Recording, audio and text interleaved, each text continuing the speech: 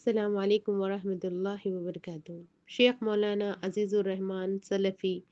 Urdu academy award سے سرفراز۔ Urdu academy Delhi کی جانب سے کتاب رشحات قلم پر انعام پیش کیا گیا۔ شیخ مولانا عزیز الرحمان سلفی سابق استاد و شیخ الحدیث جامع سلفیہ بنارس کی کتاب رشحات قلم پر اردو اکیڈمی دہلی نے ایوارڈ سے سرفراز کیا۔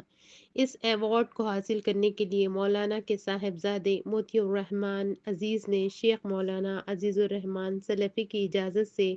نیابت کرتے ہوئے ایوارڈ حاصل کیا۔ اردو اکیڈمی دہلی کی زیر اعتماد ادبی و ثقافتی سرگرمیاں لگاتار دہلی کی مختلف علاقوں میں منعقد ہوتی رہتی ہے۔ اکیڈمی ادبی سرگرمیوں کے علاوہ ہر سال ادیبوں کو ایوارڈ اور مصنفین کی کتابوں کو انعامات سے بھی نوازتی ہے۔ اردو اکیڈمی کا یہ بہت ہی اہم پروگرام ہوتا ہے جسے بہت ہی اہتمام سے دہلی سیکریٹریٹ کے اندر منعقد کیا جاتا ہے۔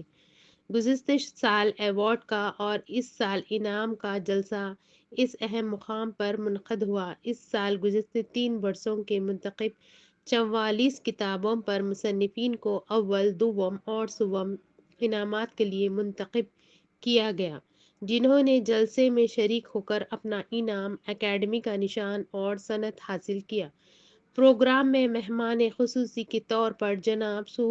سوربھا بھاردواج، وزیر برائے فن، ثقافت و السنہ نے شرکت کی اور مصنفین و حاضرین سے خطاب کرتے ہوئے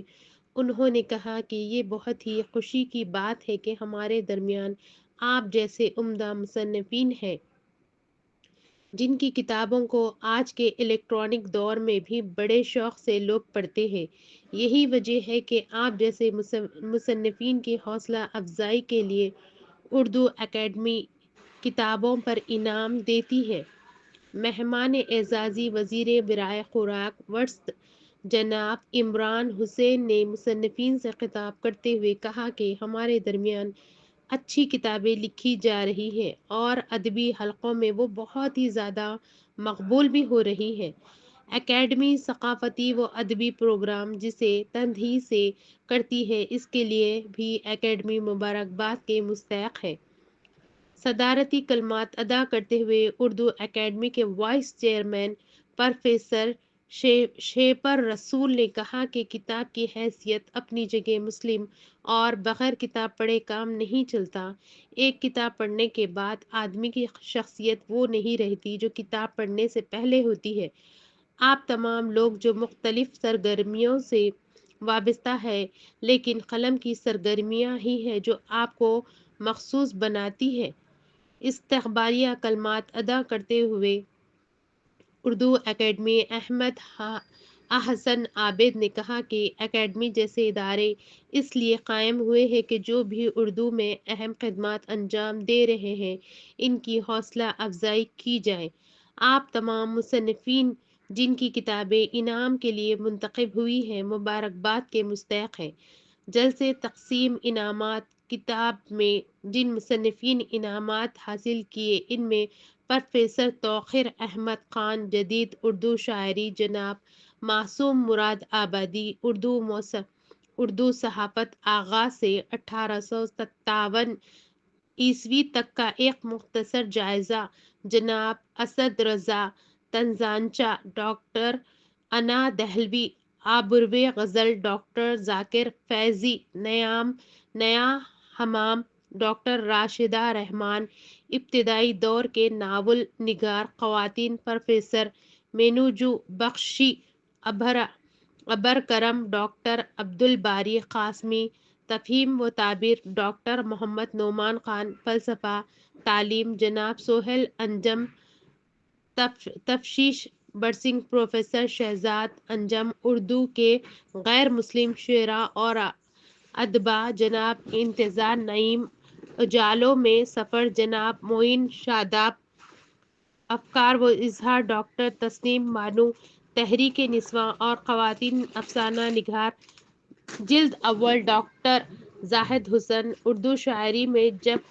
حب الوطنی، ڈاکٹر پرویز شہریار راجندر سنگھ بیدی کی افسانہ نگاری ڈاکٹر سید فیض حسن، ادب و ثقافت ڈاکٹر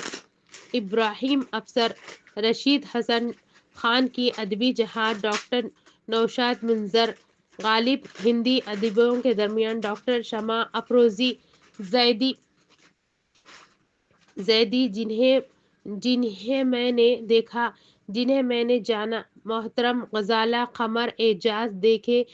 اعجاز مجھے بھی، جناب اختر اعظمی دیدار پروفیسر شریف حسین قاسمی، حاصل تحقیق ڈاکٹر غلام یحییٰ، انجم ہندوستان میں سلسلہ چشتیہ پروفیسر کوثر مظہری، جمیل مظہری، فرد نامہ جناب خورشید اکرم، رات کی بات ڈاکٹر ریاض احمد، تعلیم و تدریس کے عصری مباحث ڈاکٹر امیر حمزہ، رباعی تحقیق جناب شاہد انور، اشارات جناب محمد حیدر علی، جدید اردو افسانے کا فکری و فنی منظر نامہ ڈاکٹر نعیمہ جعفری پاشا، ایک ایسے بھی دور جناب طالب رام پوری، نئی امید کی پھول جناب احمد علوی، عاشق دل باختہ محترم سیدہ نفیس بانو شمع، وقت مجھے لگ رہا ہے ڈاکٹر سرفراز جاوید، دیوان آبرو ڈاکٹر شاہنواز ہاشمی، اردو صحافت حقائق روایت امکانات جناب اشرف علی بستوی، کارپوریٹ میڈیا ایک جائزہ مفتی عطاء الرحمن قاسمی، نقوش خاطر محترم شبنم آرا، بدلتے معاشرتی اقتدار اور آرٹ ڈاکٹر عرفان رضا، دہلی کی کتاب خانوں میں اردو مخطوطات